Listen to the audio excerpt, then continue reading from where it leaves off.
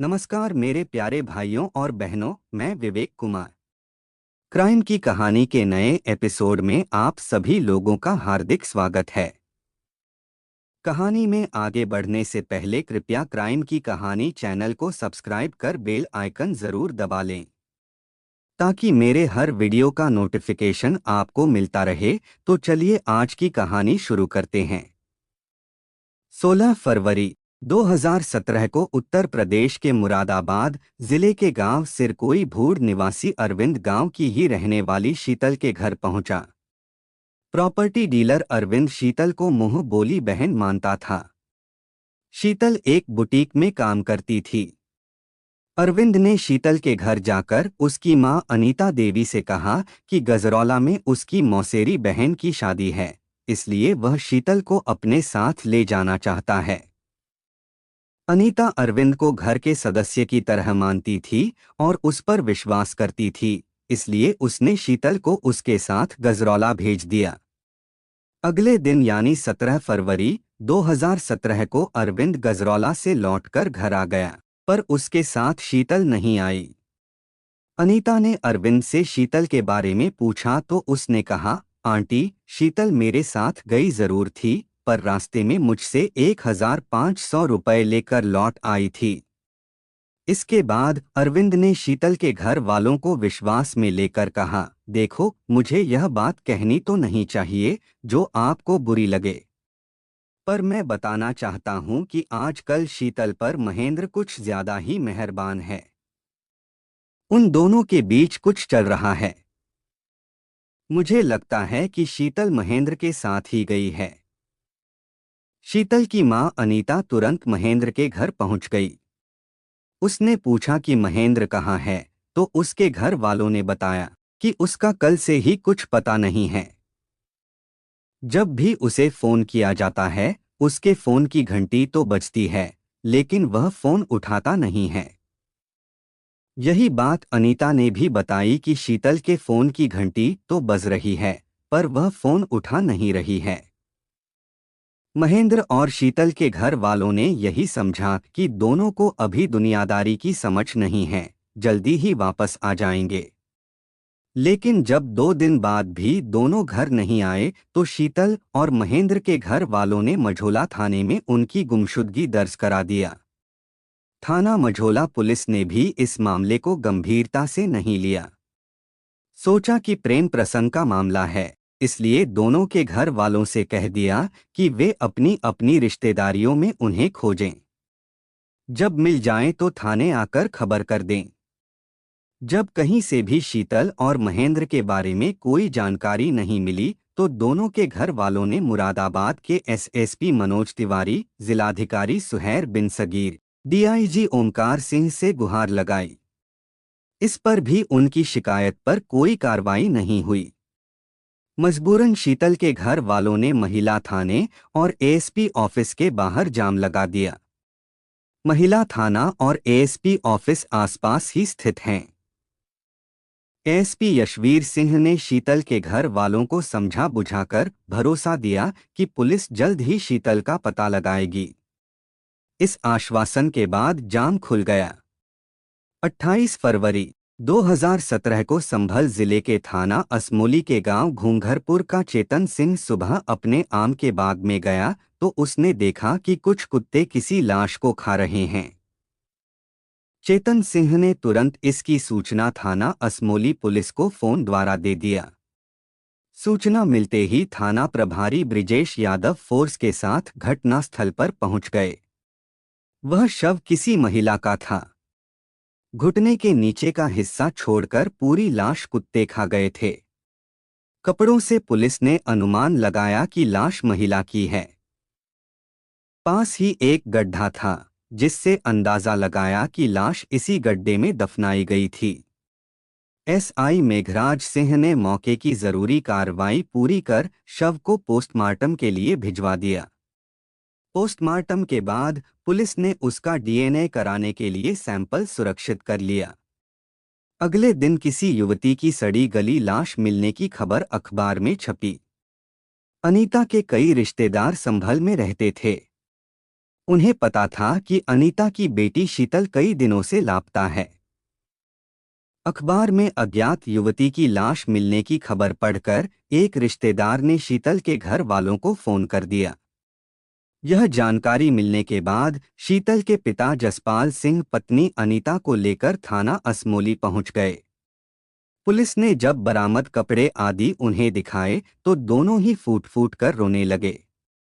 वे कपड़े उनकी बेटी शीतल के थे। कपड़ों की शिनाख्त से स्पष्ट हो गया कि चेतन सिंह के बाग में जो लाश मिली थी वह जसपाल सिंह की बेटी शीतल की थी।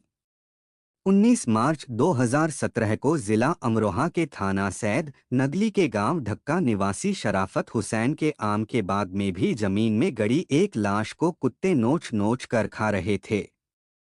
शराफत हुसैन ने थाना सैद नगली पुलिस को यह बात बताई तो थोड़ी देर में पुलिस मौके पर पहुंच गई।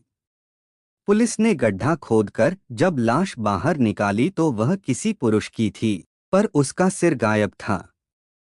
घटनास्थल की तलाशी में वहां से थोड़ी दूरी पर एक मानव सिर मिल गया। जल्दी ही इस लाश के मिलने की खबर पूरे जिले में फैल गई। थाना मझोला में शीतल और महेंद्र की गुमशुदगी दर्ज थी। शीतल की लाश संभल के थाना असमोली में मिल चुकी थी, जबकि महेंद्र के बारे में अभी तक कुछ नहीं पता चला था। इसलिए मुरादाबाद के थाना मझोला की पुलिस 20 मार्च 2017 को महेंद्र के 3 भाइयों कमल, सतपाल और अशोक को साथ लेकर थाना सैद नगली पहुंची। तीनों भाइयों ने उस शव की शिनाख्त अपने भाई महेंद्र के शव के रूप में कर दिया। पुलिस ने शव का पोस्टमार्टम करवाकर शव महेंद्र के भाइयों को सौंप दिया। मार्च 1920-2017 को महेंद्र का शव मुरादाबाद आया तो लोगों का गुस्सा फूट पड़ा। सैकड़ों लोग शव को लेकर सम्राट नगर गेट के पास साईं अस्पताल के सामने दिल्ली रोड पर पहुंच गए। राष्ट्रीय राजमार्ग पर महेंद्र की लाश रखकर जाम लगा दिया। गांगन तिराहे से लेकर स्टेशन रोड, हरिद्वार रोड पर कई किलोमीटर लंबा जाम लग गया। जाम की सूचना मिलते ही थाना मझोला पुलिस के साथ एएसपी डॉक्टर यशवीर सिंह भी पहुंच गए। भीड़ आक्रोशित थी। वह हत्यारों की गिरफ्तारी की मांग कर रही थी।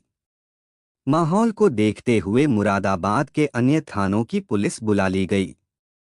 पुलिस के अन्य वरिष्ठ अधिकारी भी पहुंच गए। उन्होंने भीड़ को आश्वासन दिया कि अभियुक्तों को 5 दिनों के अंदर गिरफ्तार कर लिया जाएगा। इस आश्वासन के बाद शाम 4 बजे से लगा जाम रात 8 बजे खुला। जाम स्थल पर ही महेंद्र की अर्थी तैयार की गई और उसे लोको शेड शमशान घाट ले जाकर अंतिम संस्कार कर दिया गया। शीतल की मां अनीता ने बताया था कि 16 फरवरी को अरविंद शीतल को बुलाकर ले गया था। उसके बाद वह लौटकर नहीं आई थी और अब तो अरविंद भी अपने घर से गायब था। महेंद्र के घर वालों ने भी प्रॉपर्टी डीलर अरविंद पर शक जाहिर किया था। पुलिस ने अरविंद के घर दबिश दिया, लेकिन वह घर पर नहीं मिला। पुलिस ने उसके घर वालों पर दबाव बनाया।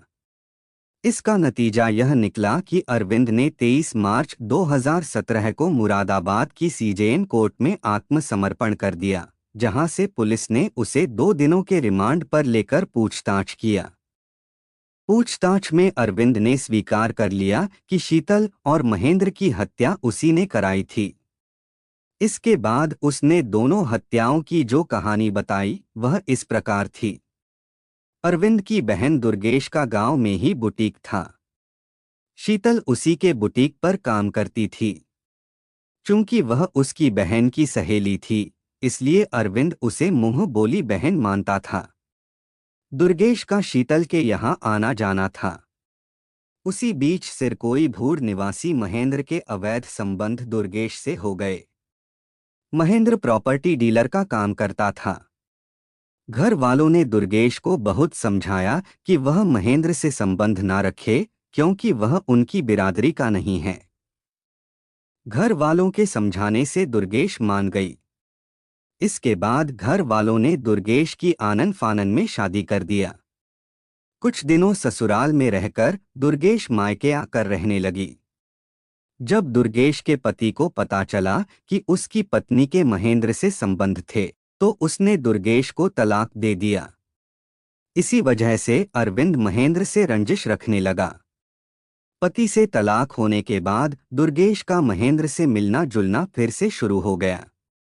घर वालों के समझाने के बाद भी दुर्गेश ने उससे मिलना बंद नहीं किया। इसकी वजह से उनकी बदनामी हो रही थी।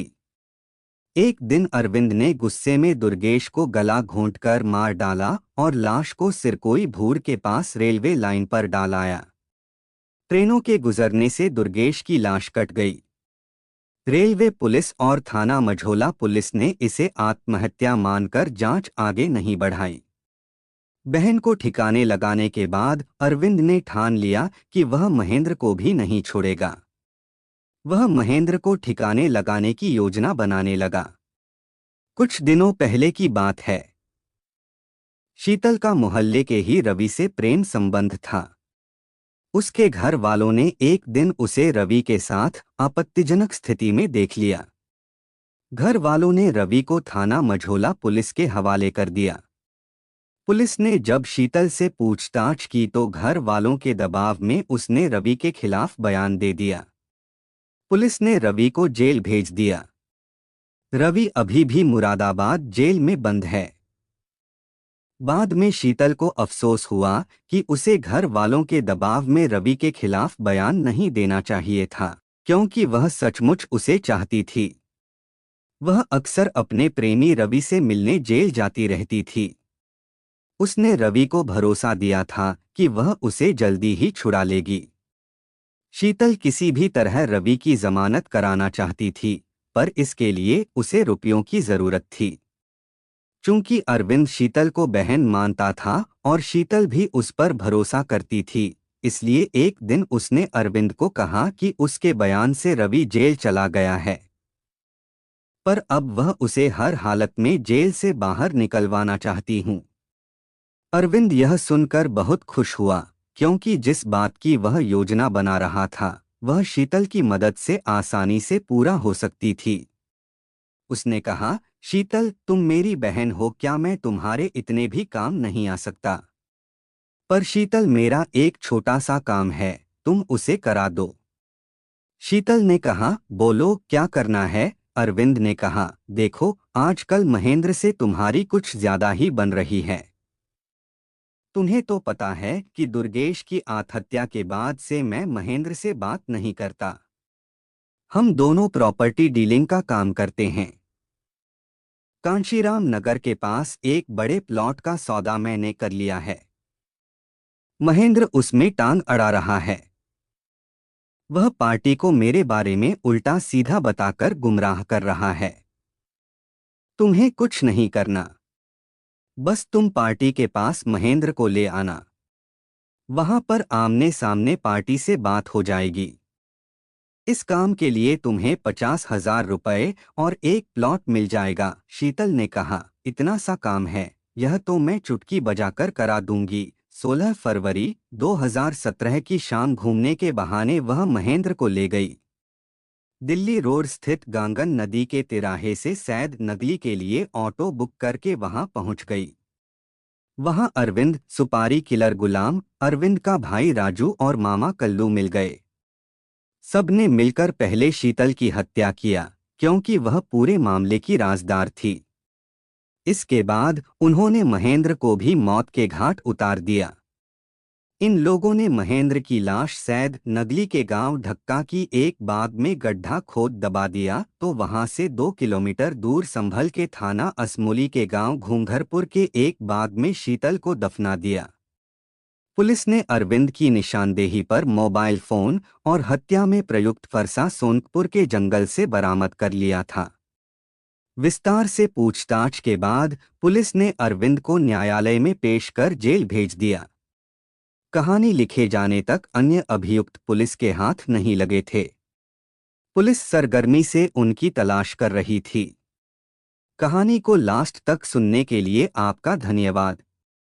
इस कहानी के बारे में अपनी राय कमेंट करके ज़रूर बताइएगा और ऐसी ही अपराध की सच्ची कहानियों के लिए हमारे चैनल क्राइम की कहानी को सब्सक्राइब कर लीजिए।